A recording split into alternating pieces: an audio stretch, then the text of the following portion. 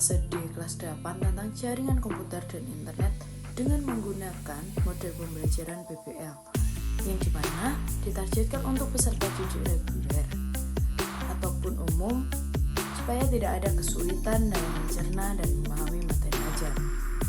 Jaringan komputer dan internet ini mempermudah komunikasi, akses informasi, dan pekerjaan. Namun, keamanan data penting untuk mencegah kejahatan cyber. Materi ini membantu siswa untuk memahami konektivitas jaringan, komunikasi data, akses internet yang aman, dan manfaat teknologi jaringan.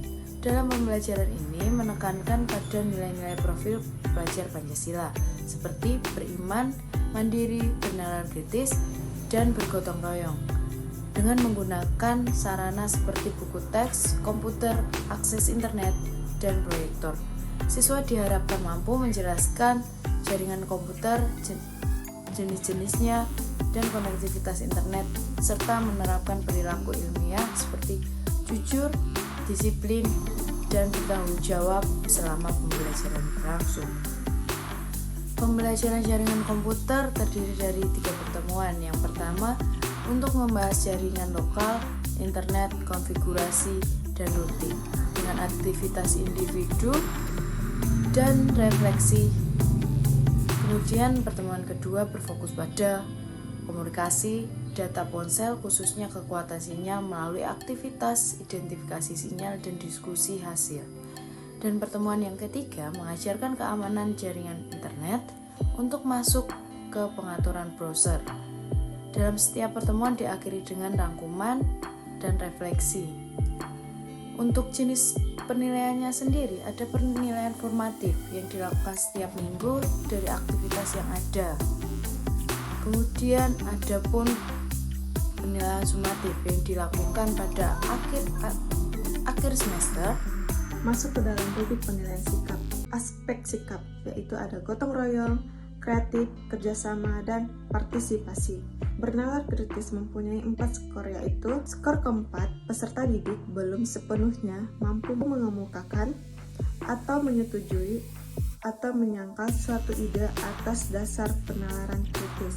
Skor ketiga, peserta didik mampu menyetujui atau menyangkal beberapa ide atas dasar penalaran logis.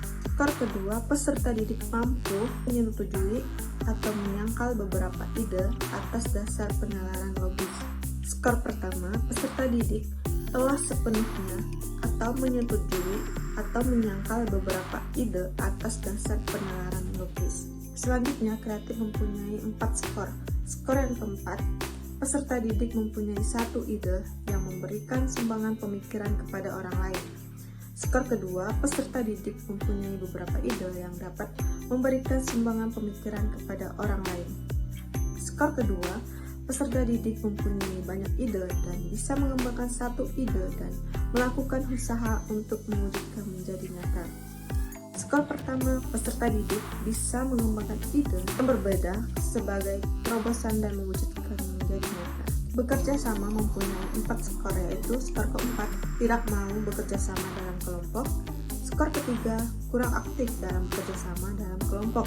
Skor kedua, bekerja sama dalam kelompok tetapi kadang-kadang membutuhkan bantuan. Skor pertama, bekerja sama dengan baik dalam kelompok, saling membantu dan menghargai pendapat teman. Selanjutnya, partisipasi juga mempunyai 4 skor, yaitu skor keempat, jarang atau tidak pernah bertanya dan memberikan pendapat. Skor ketiga, kadang-kadang bertanya atau memberikan pendapat. Skor kedua, sering bertanya dan memberi pendapat. Skor pertama, aktif bertanya, memberikan pendapat, dan terlibat dalam diskusi kelompok. Selanjutnya, masuk ke dalam refleksi.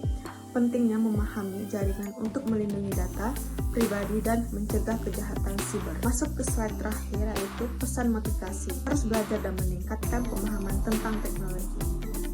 Masuk ke dalam rubrik